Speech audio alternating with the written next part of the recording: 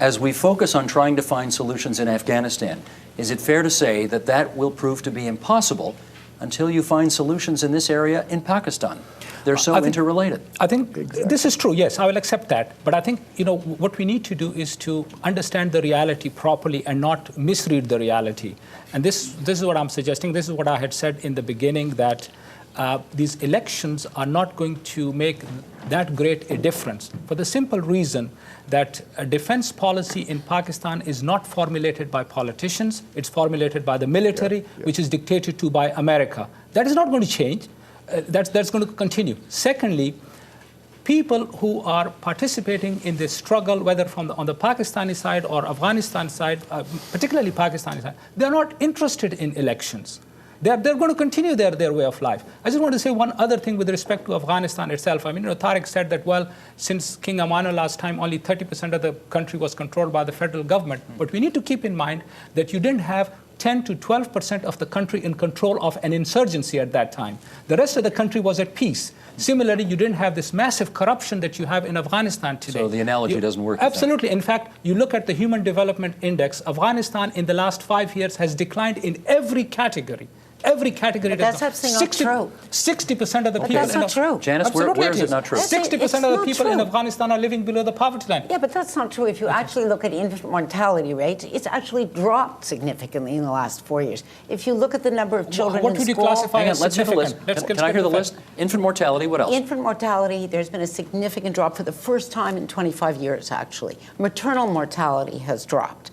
The number of children in schools has risen significantly in the last 4 years. Especially girls. The number of Afghans receiving basic health services, which means the ability to go and access we're not talking about the Canadian healthcare system Janice, here. The Human Development Index is saying something completely opposite. That's actually not true. No, that is not true. There is a big achievement.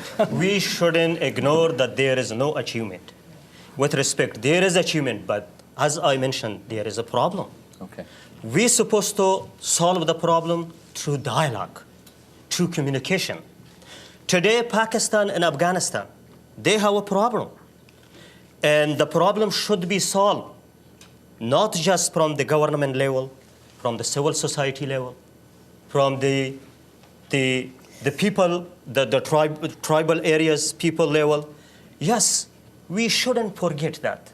Any dialogue, any communication in any dialogue based on hypocrisy doesn't bring anything. Murtaza, then Tariq. I think our web viewers would be able to help us in getting the numbers right.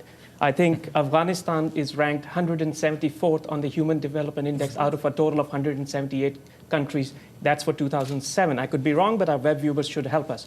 Secondly, the infant mortality rate, if you look at the CIA's fact book, Afghanistan has the third most infant mortality rate, in excess of 150 children dying of 1,000 life. 4 years ago? But maybe it's still It could better. not be any worse. This is the third worst. I mean, how much are you? Well, it's very interesting because I just have looked at those numbers. You are right that Afghanistan is a desperately poor country, came out of a civil war, which destroyed the infrastructure and destroyed most basic services. So the numbers you're quoting are correct.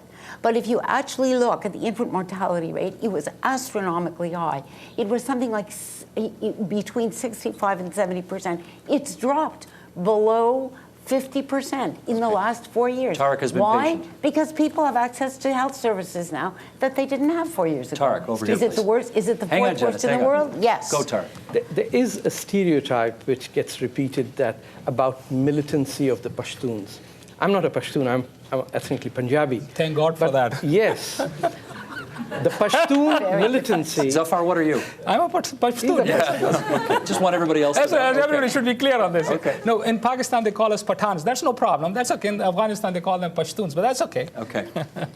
The issue is that the tradition of the Pashtun has been not one of militancy.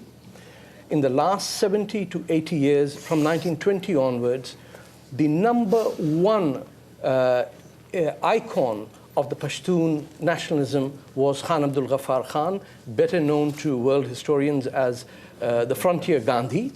The man turned people away from guns, and his slogan was Muhabbat, love dedication and activity. And the peaceful movement that he led was crushed not by any other force but the central Pakistani government. In 1948, the elected government of the NWFP was dismissed by Mr. Jinnah. The province of the frontier province was amalgamated into a single unit. They are not allowed, the Pashtuns or the Pathans of that area, are not even allowed to name their province properly. It's governed by the military. The people are subject to racism, and the Americans are primarily responsible in bringing those militants in and feeding through the CIA, the Mujahideen, and subsequently the Taliban. So you can't blame it on the Pashtuns or the Pathans. Yar. Good.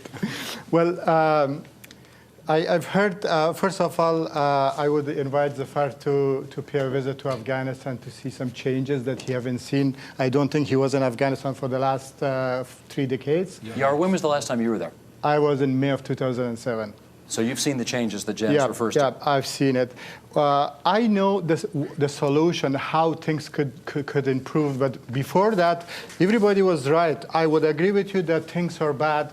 There's a human development index below the level that we would wish for. That is why I need the international community to help. When the international community had a fight in the Cold War, Afghans came and helped them. Now we need that help. We don't want anything for granted. We need that help.